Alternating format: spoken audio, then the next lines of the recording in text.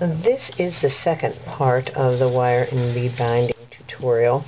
This is a book that I've used the wire and bead binding on, and this book is a 5x7 book, and I have used only cardstock for the pages. Most everything remains the same with the exception of how you put the wire in the pages.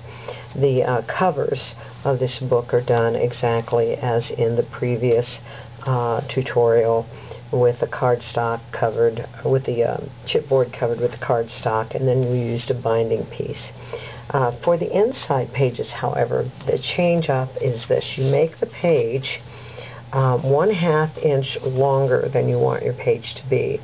You take your template and you score it at that 1/2 inch, and you turn it over and you take your template and you mark on your page where you want your wire and bead binding strip to be, and then you make that cut.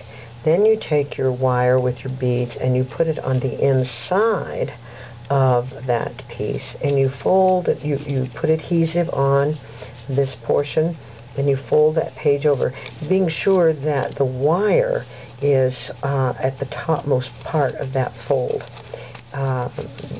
After you get the adhesive on, you can take a bone folder and push it up, and just be sure that that is adhesed very, very well. And then that is how you put the wire and bead binding on each of the individual pages.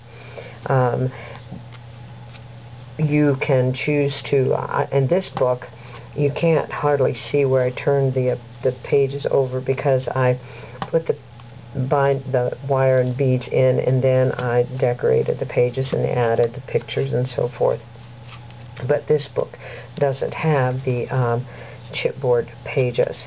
And then you put it all together, you line it up, and again on this I used 4 areas for the binding, and I didn't use the half moon. I used a little triangle for each one, and I only used 1 bead on either side of the wax linen thread, and I used white linen thread on this one. Just gives a little different look, but when you open the book, it just has such a nice look, a nice feel when you turn the pages.